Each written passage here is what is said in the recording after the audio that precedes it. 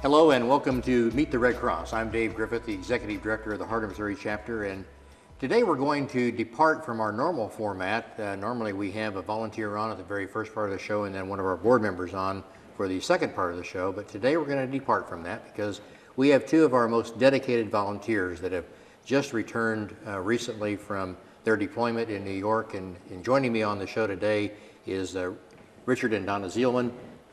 Thank you so much for being here, and appreciate you all coming. Thank you for inviting and joining us. I wanted to take this the whole time we have with just the two of you because I think we've got enough stories that we could tell to fill not only this half hour but many more in the future. But I guess first off we'll start with you, Donna, because you were deployed first. Mm-hmm.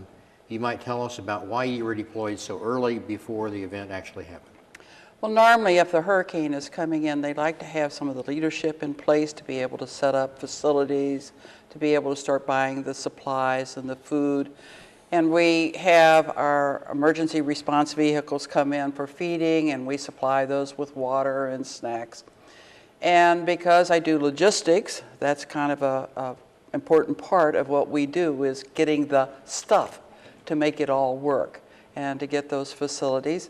And so they usually bring us in at least 3 or 4 days before the storm is expected. On this particular operation, they expected that Pennsylvania would have the most damage from Hurricane Sandy. They were still recovering from major damages in Hurricane Irene the year before. And so they really had thought that that's where the worst damage was going to be. I happen to be the pretty much lead, what we call chief in logistics, and they usually try to send me to wherever they think the biggest operation's going to be. Well, surprise, surprise. Hurricane Sandy decided differently. And so I spent, I think, 13 days in Pennsylvania and then drove on into New York when we saw that Pennsylvania was not going to be very badly affected. I guess maybe it's important for our audience to know that Donna is she's a bigwig when it comes to our disaster team, and she mentioned that she's a chief. You might just tell us about that and tell us what your position is and how you got to that position. Well, just going out on a lot of disasters and devoting myself to finding out what is the proper method of doing things. I've spent a lot of hours reading the guidance materials, worked with a lot of people who taught me a lot of things, and just carried it forward from there. And for those of you that don't know, Donna is a get things done kind of person.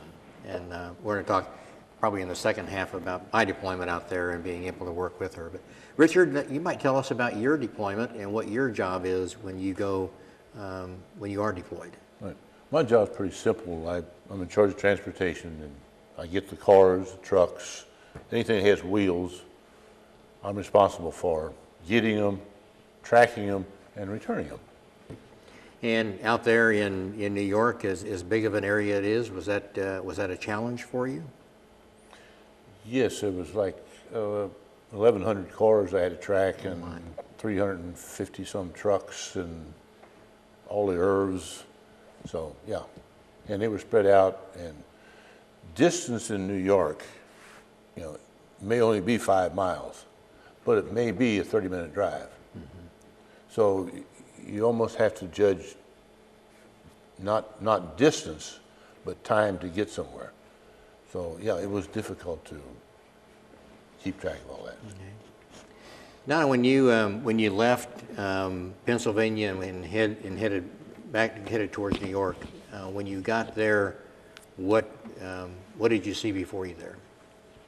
I really didn't see a whole lot of damage coming in because I really kind of skirted around that area just because trying to get there in a timely manner.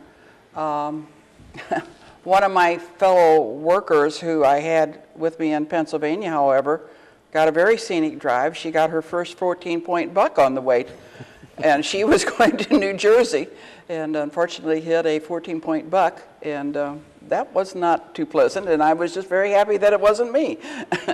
But fortunately, she was okay, and that's the important part.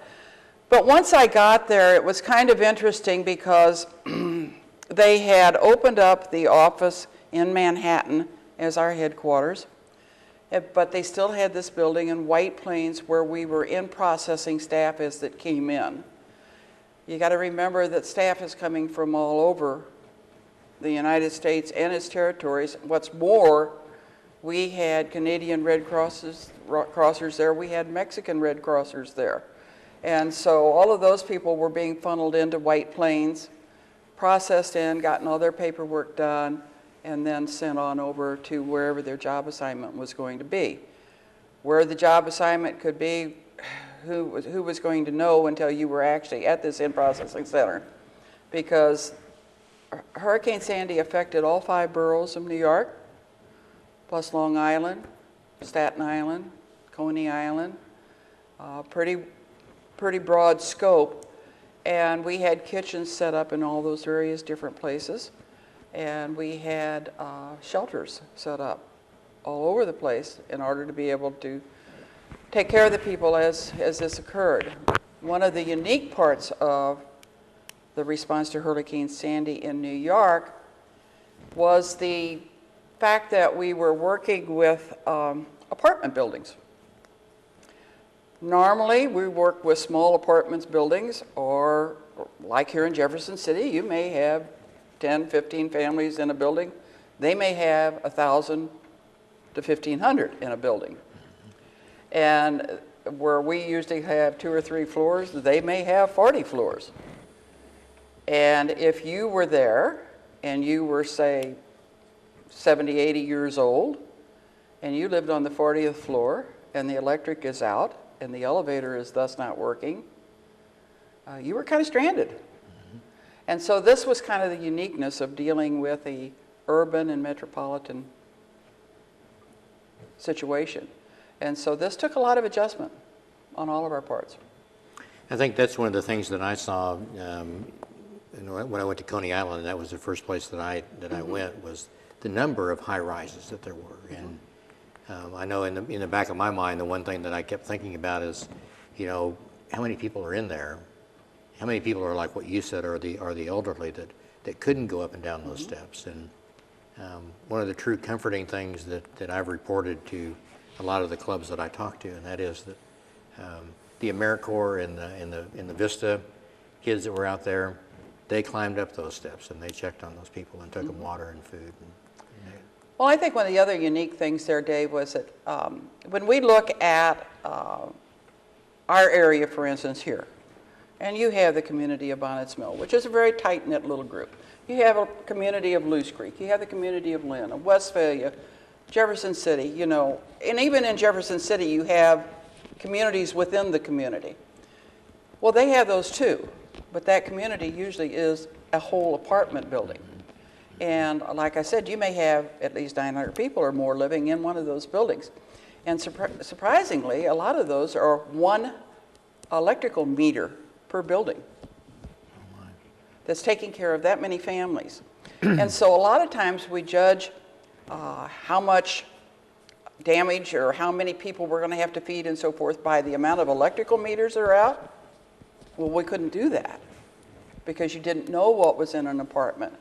But the thing we did find that when you went into these apartment buildings and you started talking to the people in the building, they knew who in their building was in trouble. Mm-hmm. They knew who couldn't get out or needed particular help, which it's just that community spirit, which was very educational for most of us. I had worked in a municipal situation before, and so I wasn't too shocked at it. But there were a lot of people that came on the operation that were like, wow, this is new. Well, it is and it isn't. And it's something that we as a Red Cross as a whole have got to learn how to handle, because if this happened in St. Louis, if it happened in Chicago, all of these big cities have high-rise apartment buildings that we may have to end up taking care of people in. No, I want to ask both of you this question. and I kind of know the answer before I ask it, but because I know that there are no typical days when you're on deployment, but if you were to have some similarities in those days, what would a typical day be for you when you're there in New York? Well, the typical day was that we were there usually no later than 7 o'clock in the morning. And if we were very lucky, we were out of there by 10:30, 11 o'clock at night. And oftentimes we were not even able to go get dinner. Yeah, many times because everything was closed. What about you, Richard? What your day? You mentioned you had 1,100 vehicles. Yes.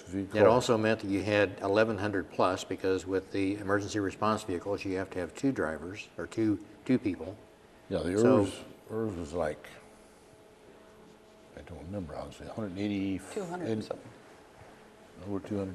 There was a lot of them. But we have a group that maintain all the ERVs, and they keep pretty well track of who's driving each ERV. So I don't have to worry about those vehicles very often.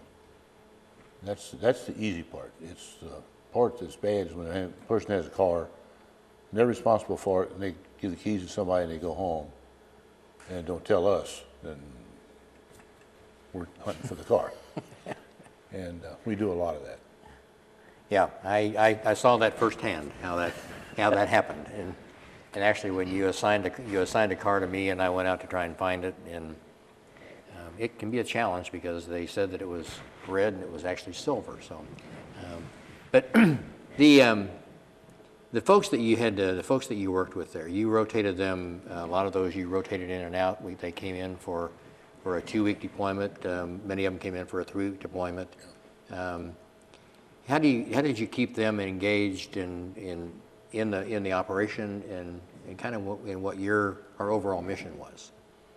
Well, if they come in transportation, we take care of accident reports, entering the cars, tracking the cars, make sure the contracts are correct. So when we have somebody coming in, they're just replacing somebody that's leaving. So there's a slot for them as they get there, and the 3-week term is better, or assignment is better than a 2-week assignment, because you're constantly learning your job, and by that time you're about ready to go home. Okay. All right, we're going to take just a short break, and we're going to come back, and I want to talk about some of the similarities between this deployment and others that you've been on in the past. And so stay with us, and we'll be right back.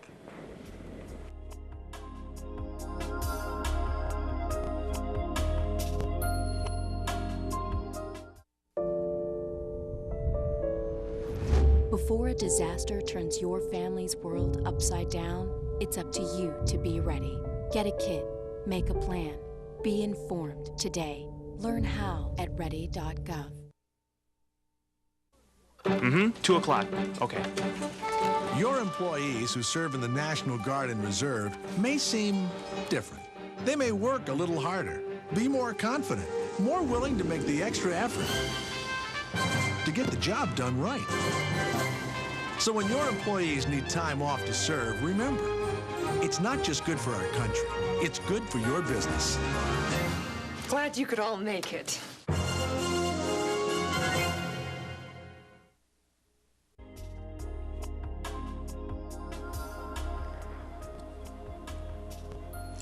Welcome back to Meet the Red Cross. I'm Dave Griffith. I'm the Executive Director of the Heart of Missouri Chapter, and joining me today on the show is Donna and Richard Zeilmann.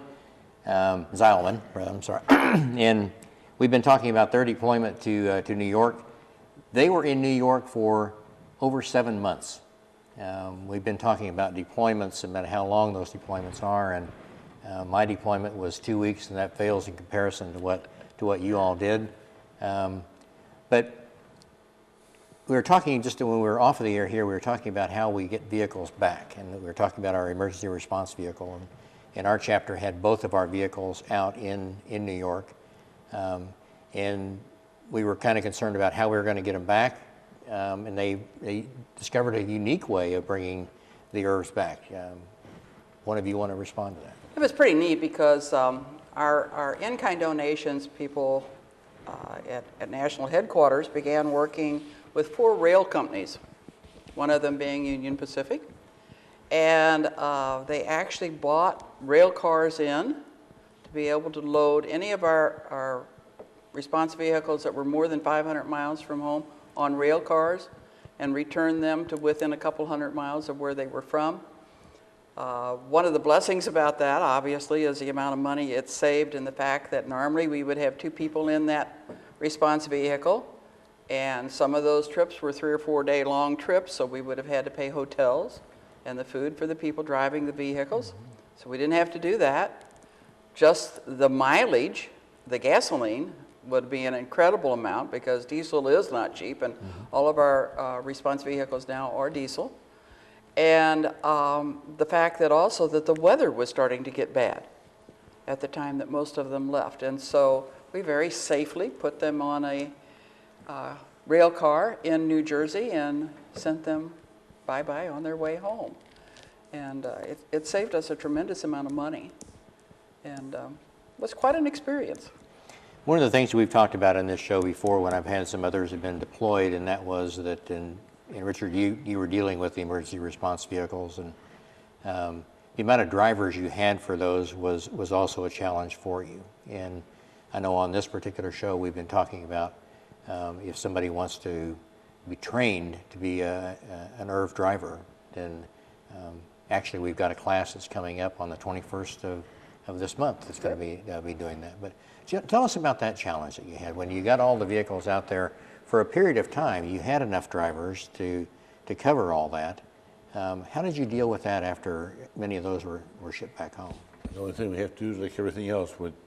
When people are leaving, the person in charge should have, in 3 or 4 or 5 days in advance, ordered staff to take care of that slot.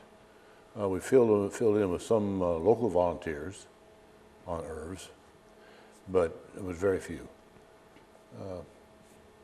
But Holidays were a challenge because nobody wanted to leave home on a holiday. Thanksgiving and Christmas was bad. But people wanted to be home for Thanksgiving, so hard to recruit people. Same way with Christmas. You talked about one of the parts of your job was the filling out accident reports. Did you have many of those? 182, I believe. Yeah, some were just scratches and minor things, and we had a couple that were severe. But considering the number of vehicles and the time, wasn't bad. Well, if anybody has not driven in New York City, it's a once in a lifetime opportunity. But I understood when they assigned me a vehicle, they gave me the accident report, and I filed that closely. But I was fortunate enough that we didn't have to use that. We appreciate that. You've both been on a number of deployments, and I know that. I think that your history, if I remember, Donna, from the last time that you were on this show, you said that really what got you involved with the Red Cross was the floods of '93. Yes. And since that time, you've been very engaged, both of you have, with the Red Cross. But how does this deployment vary or differ from others that you've been on? Many of those deployments you've been on have been natural disasters. One was in New York for the 9/11. But how do these compare? Well, I think the hardest one that we were ever on was Hurricane Katrina, and we were in the same positions in Gulfport, Biloxi. We covered the state of Mississippi. Wasn't a lot of publicity about Mississippi, but there was 160 miles of total destruction along that coast, and as much as 30 miles in. The thing that made it very difficult was that there was no infrastructure left. There were a lot of people that were on food stamps, for instance, and until like January, from August to January, there was no such thing as food stamps. What made it even worse is that the banks didn't have communications, and so you couldn't use a credit card.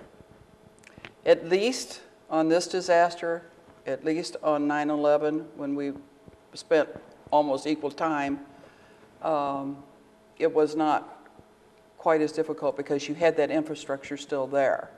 We did spend 8.5 months in Mississippi, and we spent 8.5 months in New York, 9/11. So yeah, comparatively, the worst thing we've ever done, I think, is Katrina, but would you agree? That was the toughest one, because lack of communication, no electricity.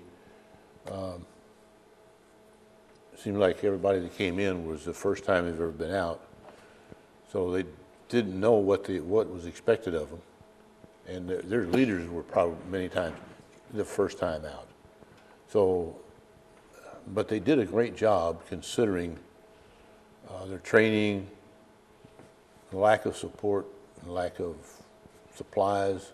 It was like almost a day's drive if you wanted to get a photocopy of something. We had to go from Biloxi to Mobile, and there's 2 bridges across the Gulf. Well, one of the bridges was closed, so it funneled 4 lanes of traffic down to 2, and it was an all-day job just to go about 70 miles and back. So had one man who made that run every day with things that need to be copied.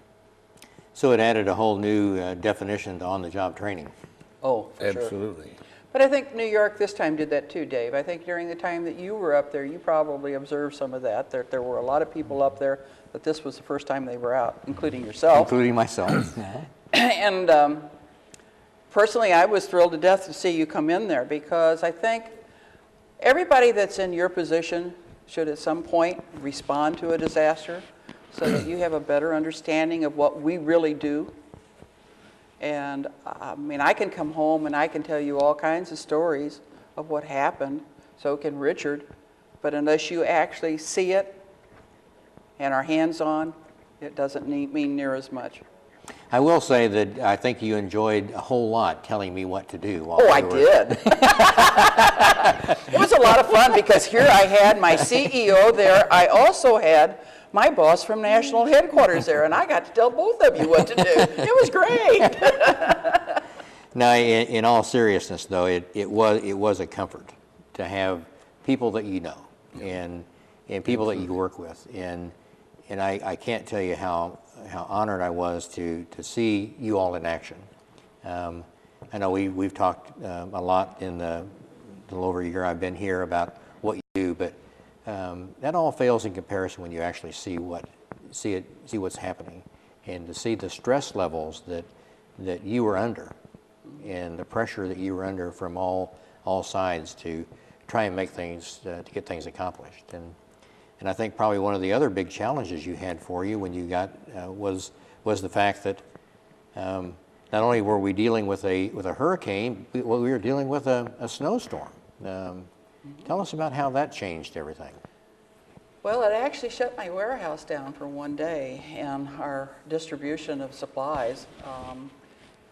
Actually, I think that the feeding units still were able to respond most of those days. We may have had a couple of routes that we were not able to get to, but we prepared ahead for that. We have things that we call heater meals, which is a full course meal. It comes in a box that's 2 inches tall by 5 by 7 or thereabouts.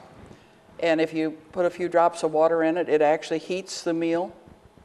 And so we were prepared enough to make sure that people had those, so that if we couldn't get to them, they would have something to eat. And I think that's important. And that's one of the things that we really have to do. We have to think outside the box. We have to be thinking ahead. What if this happens? What if that happens? And that's really big part of my job. And you're right, it could be very stressful at times, but the feeling you have in here after it's all over with makes it worthwhile. Have you both had time to decompress and to start to relax after that deployment? I'm still trying to get recovered. It was tough, it really was. It's the first time I've really come home exhausted. Well, I can only imagine, and I was there for that short period of time, and the number of hours that you work. And there were many times when I left there at 7 or 8 o'clock and walked by and saw your light still on, and you all were there. So, But you meet such wonderful people, Dave, and you work with such great people. It's really, really it's a wonderful feeling to stand back and watch what's happening and know the good that Red Cross is doing and know the good that those people are doing. Some of them had never experienced anything quite like that, but you could just see the pride in their faces and their eyes when they were ready to go home, that they had done a good job. well, and I think one of the other things that I saw while I was there, and that was that you didn't spend all your time there at the headquarters building. That you got out, you were able to get out in the field, and I think I think for me, if I were you, that would connect me more with what was really going on out there. Oh, definitely. I don't think you can just sit in the office and watch the world go by. You actually have to get out. But I also, as a leader, feel it's important for me to be where my staff is. And I have staff in every kitchen. I have staff in every shelter. I have staff in the warehouse. They need to know what's going on. They need to see my face now and then and know that I care. And I think that's really important. We're running out of time, but I want to just very quickly. I want to touch on the partners that you worked with there in New York, and how key that those partnerships were. Key enough that they're right now still serving about 34,000 meals a day. Red Cross is no longer serving them. We're paying for the food, but we have partners there who are cooking the meals and serving them. Most of that's being done through several food pantries that are there, and then some of the various churches around. I don't know what we'd have done without Salvation Army and some of the other groups there that we have here also, that I don't know what we'd have done without them. There's no way we could possibly take care of that many people without their assistance. Well, it is truly, it was an honor to be a part of that. And I think it's comforting for me, and I think it'd be comforting for our audience to know that when something like this happens, we've got people that are mobilized, that we can mobilize to get out there, that know what they're doing, and can hit the ground running. And there are going to be some that were like me that are going to learn while they're there. But that's an invaluable experience to have when you get ready to go back and do that again. Well, and you know, I always look at something else that you're not really prepared for me to say, but at this point I'm going to say it anyhow. Missouri has a fault running through it, and if, God forbid, we ever have that earthquake, the people out here in this general area are going to be the guys that are on the front lines, because the people in St. Louis are going to be in deep trouble. We're going to be helping them, and so I certainly encourage anybody and everybody that come and join us, so that you're ready when that day comes to help other people out. All right. Richard, Donna, thank you so much for being here. Thank you for having us. I appreciate you. I love you both. Thank and you I for the just job appreciate you what do. All right. Thank you for joining us for this edition of Meet the Red Cross. Be sure and be with us again next month.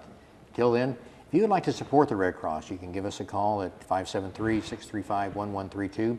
And if you would like to become a volunteer, we certainly would like to talk to you. Till next time, have a great day.